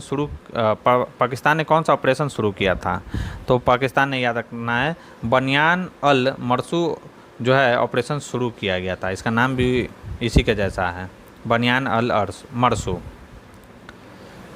ऑस्कर पुरस्कार 2025 के संदर्भ में निम्नलिखित कथनों पर विचार कीजिए और सही कथन की पहचान करना कि कौन सा स्टेटमेंट इसमें सही दिया गया है। तो यह पुरस्कार academy of motion picture arts and sciences द्वारा प्रतिवर्ष प्रस्तुत किया जाता है, बिल्कुल सही है। पहला ऑस्कर समारोह जो है 16 मई 1930 को आयोजित किया गया था। तो याद रखना है, पहला जो ऑस्कर समारोह है 16 मई 1929 को आयोजित किया गया था, न कि 30 को। यह स्टेटमेंट गलत हो गया। 2025 में सर्वश्रेष्ठ फिल्म का पुरस्कार अनोरा को दिया गया था। यह बिल्कुल सही है कि 2025 में जो है सेन बेकर जो कि डायरेक्टर थे इसके अनोरा के, उसे सर्वश्रेष्ठ फिल्म का पुरस्कार दिया गया था। राइट आंसर क्या हो जाएगा? 1 और 3 इसका बिल्कुल सही आंसर होगा। नेक्स्ट हमारा सवाल है कि हाल ही में चर्चा में रही स्टार्स योजना का पूर्ण रूप क्या है? तो स्टार्स योजना का पूर्ण रूप क्या है? तो याद रखना है strengthening teaching learning and result for state. ये है स्ट्रेंथ का फुल फॉर्म। राइट आंसर हो जाएगा ऑप्शन डी। नेक्स्ट है कि भारत ने हल्दी उत्पादन के संबंध में निम्नलिखित कथनों पर विचार कीजिए। हल्दी उत्पादन से पूछा गया सवाल है। तो यह है कि उत्तर प्रदेश भारत में हल्दी का सबसे बड़ा उत्पादक है। तो यह स्टेटमेंट गलत है।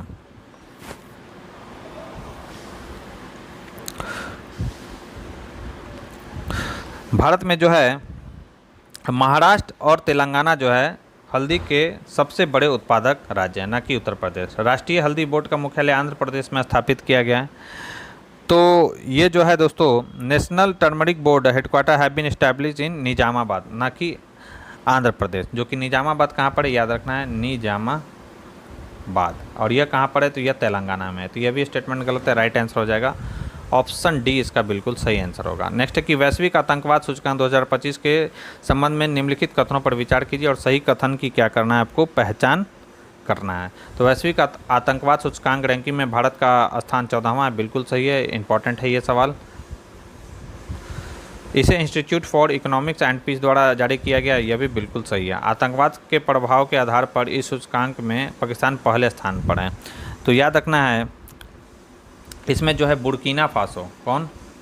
बुर्किना जो फासो है वह टॉप पोजीशन पे है, पाकिस्तान टॉप पोजीशन पर नहीं है। राइट आंसर क्या आ जाएगा? 1 और 2 बिल्कुल सही आंसर होगा। नेक्स्ट हमारा सवाल है निम्नलिखित में से किस संगठन ने jobs at your door step report जारी की है?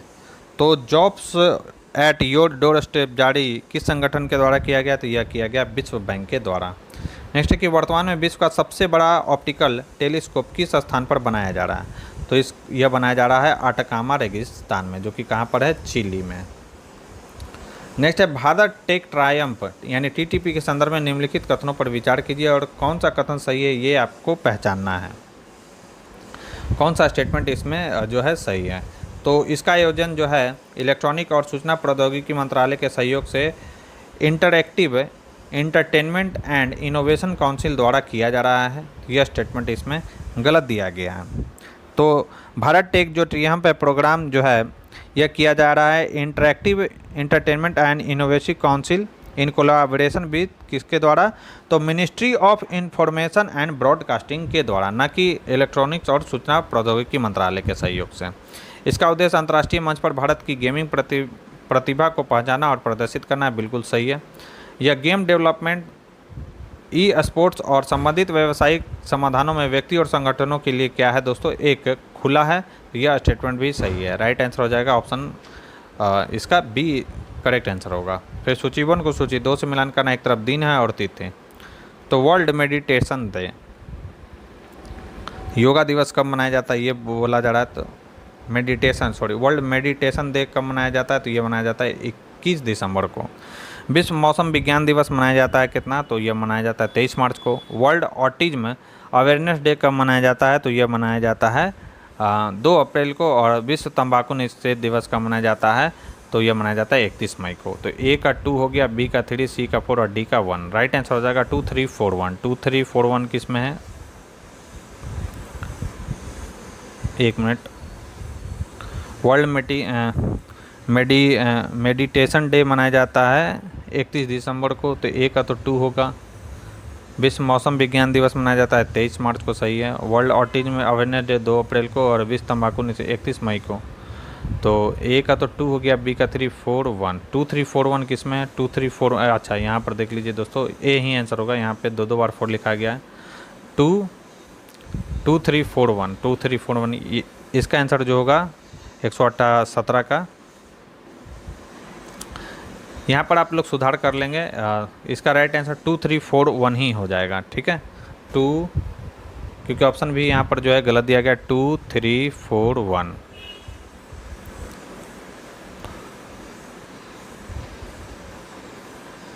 नेक्स्ट है बंगाल की खाड़ी कार्यक्रम अंतर सरकारी संगठन के संदर्भ में निम्नलिखित कथनों पर विचार कीजिए और सही कथन की पहचान करना कि कौन सा स्टेटमेंट सही है। तो भारत ने यूनाइटेड किंगडम में आयोजित 13वीं गवर्निंग काउंसिल मीटिंग की अध्यक्षता की।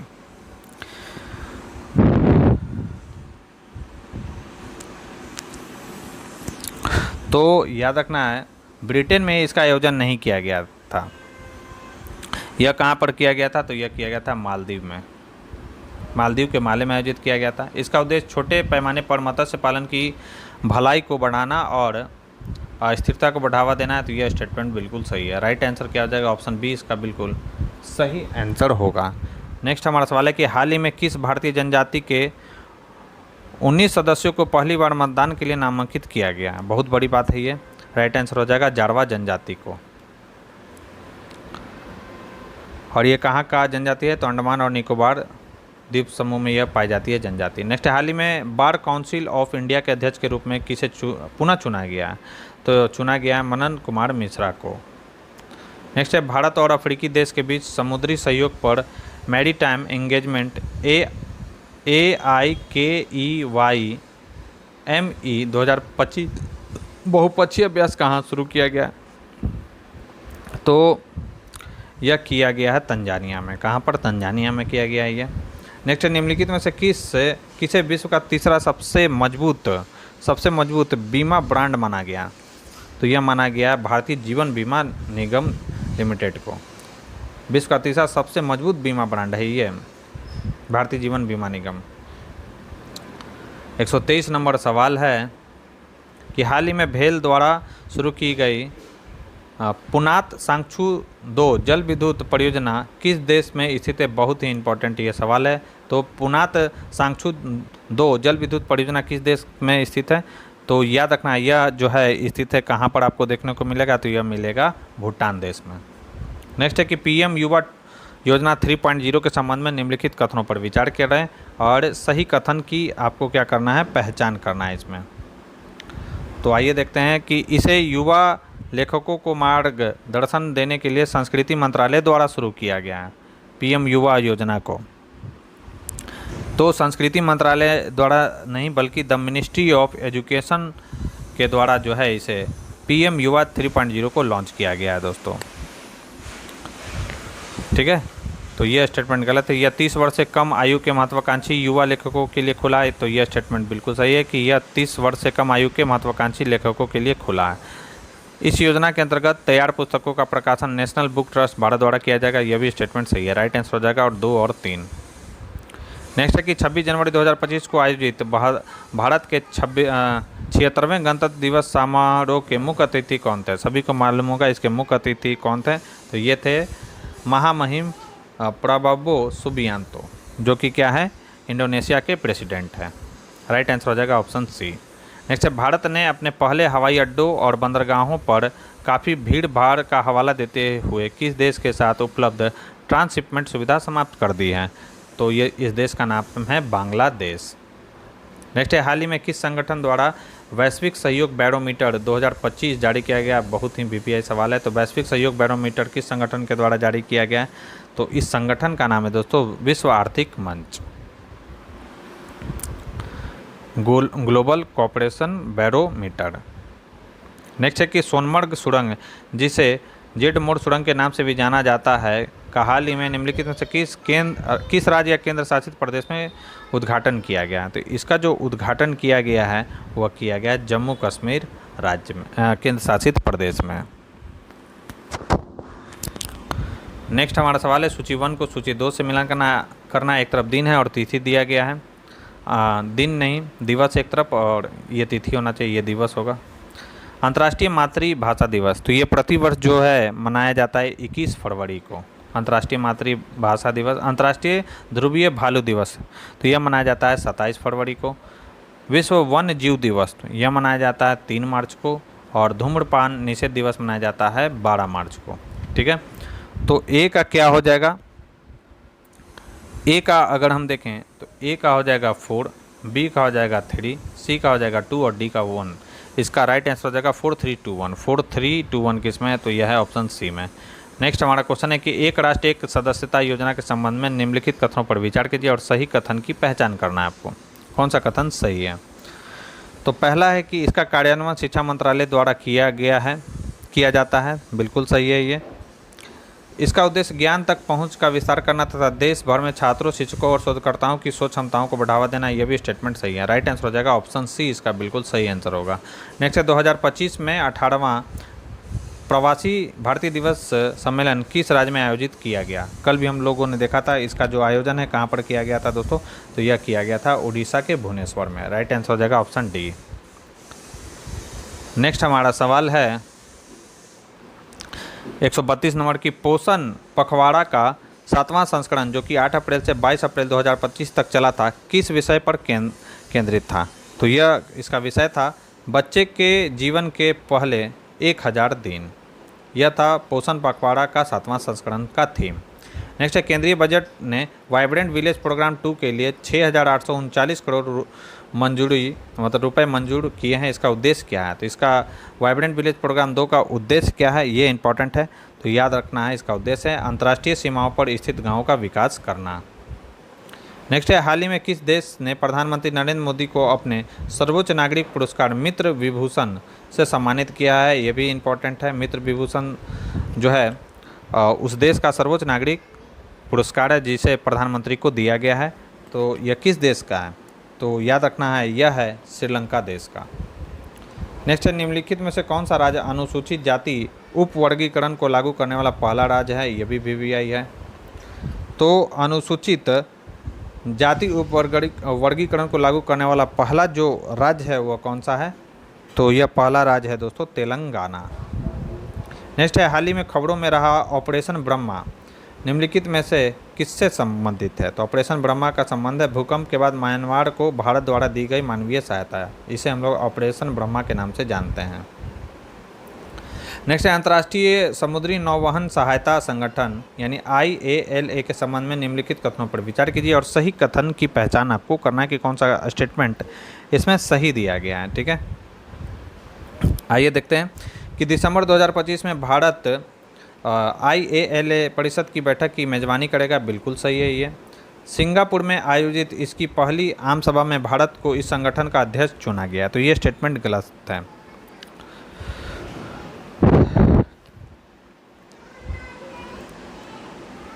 तो वाइस प्रेसिडेंसी चुना गया है इसे, न कि अध्यक्ष चुना गया है भारत को। ये तो सही है कि सिंगापुर में इसकी पहली आम सभा आयोजित किया जाएगा। और सह अध्यक्ष कौन होगा, मतलब वाइस प्रेसिडेंट कौन होगा, उप अध्यक्ष कौन होगा, तो यह चुना गया भारत को, न कि अध्यक्ष।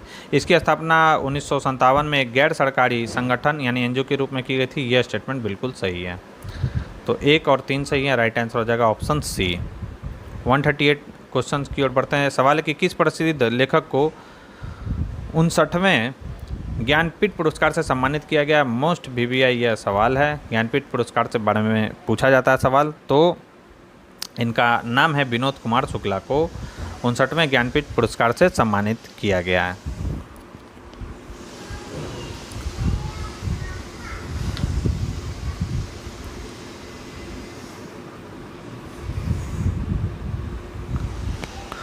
नेक्स्ट हमारा सवाल है 139 नंबर। सूची 1 को सूची 2 से मिलान करना। पद्म पुरस्कार है, संबंधित श्रेणी है।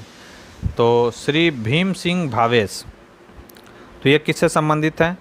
तो श्री भीम सिंह जो भावेश हैं वह सामाजिक कार्य से संबंधित हैं। पंकज उदास मरणोपरांत ये क्या थे? तो ये थे आर्ट से संबंधित, कला से। PR श्रीजेत तो खेल से संबंधित है। अरुंधति भट्टाचार्य व्यापार और उद्योग से ये संबंधित है। तो 2 1 4 3 इसका राइट आंसर हो जाएगा। 2 1 4 3 किस में है? तो 2 1 4 3 एक ही ऑप्शन में, ऑप्शन सी में। नेक्स्ट क्वेश्चन की बात करें तो नेक्स्ट हमारा 140 नंबर सवाल है कि हाल ही में प्रधानमंत्री ने राष्ट्रीय वन्य जीव बोर्ड की 7वीं बैठक की अध्यक्षता कहाँ की? तो इसका 7वीं बैठक की अध्यक्षता प्रधानमंत्री के द्वारा किया गया था गिर राष्ट्रीय उद्यान में। राइट आंसर हो जाएगा ऑप्शन डी। नेक्स्ट है कि सी ड्रैगन अभ्यास के संबंध में निम्नलिखित कथनों पर विचार कीजिए और सही कथन की पहचान आपको करना है। पहला कि यह संयुक्त राज्य अमेरिका की नौसेना द्वारा आयोजित एक बहुराष्ट्रीय पनडुब्बी रोधी युद्ध अभ्यास है, बिल्कुल सही है। यह मूलतः अमेरिका और जापान के बीच द्विपक्षीय नौसैनिक अभ्यास था, यह स्टेटमेंट इसमें गलत दिया गया है। यह मूलतः जो था अमेरिका और ऑस्ट्रेलिया के बीच द्विपक्षीय नौसैनिक अभ्यास था, तो ए इसका बिल्कुल सही आंसर होगा। नेक्स्ट है कि किस पूर्व प्रधानमंत्री की जयंती को राष्ट्रीय किसान दिवस के रूप में मनाया जाता है? तो याद रखना है श्री चौधरी चरण सिंह, जो कि भारत के पूर्व प्रधानमंत्री रह चुके हैं, उनकी जयंती पर राष्ट्रीय किसान दिवस मनाया जाता है। कब? 23 दिसंबर को। ठीक है। नेक्स्ट है हमारा सवाल कि वन पारिस्थितिकी तंत्र को हरित सकल घरेलू उत्पाद ग्रीन से जोड़ने वाला भारत का पहला राज्य कौन सा है? तो भारत का पहला राज्य है छत्तीसगढ़। नेक्स्ट हमारा सवाल है कि हाल ही में भारतीय विशिष्ट पहचान प्राधिकरण के मुख्य कार्यकारी अधिकारी यानी CEO के रूप में किसे नियुक्त किया गया? इंपॉर्टेंट है ये भी सवाल। तो यह चुना गया किससे दोस्तों? तो यह चुना गया है भुवनेश कुमार को। नेक्स्ट सवाल है कि पंचायत उन्नति सूचकांक के संबंध में निम्नलिखित कथनों पर विचार कीजिए। इसे नीति आयोग द्वारा लॉन्च किया गया है, तो यह इनकरेक्ट है। पंचायत उन्नति जो सूचकांक है वह किसके द्वारा लॉन्च किया गया है? तो मिनिस्ट्री ऑफ पंचायती राज के द्वारा जो है इसे लॉन्च किया गया है, न कि नीति आयोग के द्वारा। यह पूरे भारत में 5 लाख से अधिक ग्राम पंचायतों की प्रगति को मापने के लिए एक परिवर्तनकारी उपकरण है। तो याद रखना है कितना ग्राम पंचायत को मापेगा? तो 5 लाख नहीं बल्कि 2.5 लाख से अधिक ग्राम पंचायतों की प्रगति को मापने के लिए एक परिवर्तनकारी उपकरण है। तो यह भी स्टेटमेंट गलत है। राइट आंसर 145 का क्या होगा? डी इसका राइट आंसर होगा। हाल ही में 27वीं अंतर्राष्ट्रीय वेदांत कांग्रेस किस स्थान पर आयोजित की गई? तो इसका आयोजन किया गया था नई दिल्ली में। राइट आंसर क्या हो जाएगा? ऑप्शन सी इसका बिल्कुल सही आंसर होगा। नेक्स्ट है भारतीय रेलवे द्वारा किस राज्य में भारत का पहला टेबल स्टेट रेल पुल का अनावरण किया गया? तो भारत का पहला टेबल स्टेड रेल पुल का जो अनावरण किया गया है वह जम्मू कश्मीर केंद्र शासित प्रदेश में किया गया। राइट आंसर हो जाएगा ऑप्शन सी।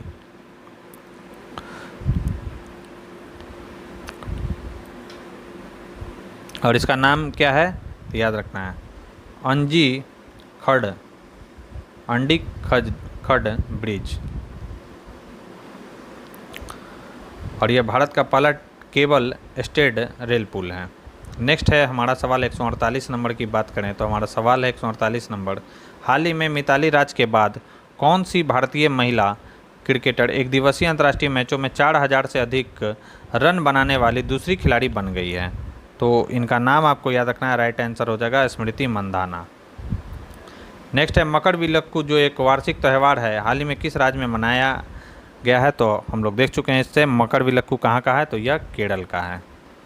और आज के डिस्कशन का हमारा लास्ट सवाल है दोस्तों कि ऊर्जा सांख्यिकी भारत 2025 के संबंध में निम्नलिखित कथनों पर विचार कीजिए और सही कथन की क्या करना है? आपको पहचान करना है। तो यह जो है नवीन एवं नवीकरणीय ऊर्जा मंत्रालय द्वारा जारी वार्षिक प्रकाशन है, तो यह स्टेटमेंट गलत है।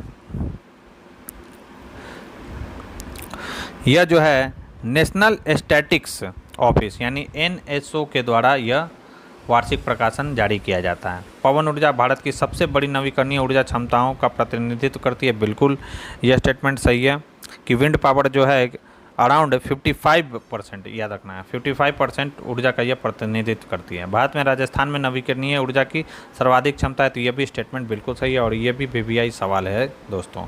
राइट आंसर की बात करें तो इसका राइट आंसर हो जाएगा 2 और 3 इसका राइट आंसर हो जाएगा। तो दोस्तों ये थी हमारी आज की डिस्कशन। इस डिस्कशन में हम लोगों ने दोस्तों टेस्ट नंबर 7 में जो करंट अफेयर दिए गए थे KGS IAS के, उसको हम लोगों ने डिस्कस कर लिया है। तो वीडियो पसंद आई हो दोस्तों तो वीडियो को लाइक करना ना भूलें और अपना कमेंट करना भी ना भूलें। जो लोग हमारे चैनल से पहली बार जुड़े हैं तो चैनल को सब्सक्राइब कर ले, बेल आइकन को प्रेस कर ले ताकि नए वीडियो के नोटिफिकेशन सबसे पहले आपको मिल सके दोस्तों। और इस वीडियो का जो PDF है आपको मेरे टेलीग्राम चैनल पर मिल जाएगा। टेलीग्राम का जो लिंक है वो डिस्क्रिप्शन बॉक्स में दिया गया है, तो आप वहाँ से जाकर इस वीडियो के PDF को आसानी से डाउनलोड कर सकते हैं। तो आज के लिए बस इतना ही दोस्तों, थैंक यू।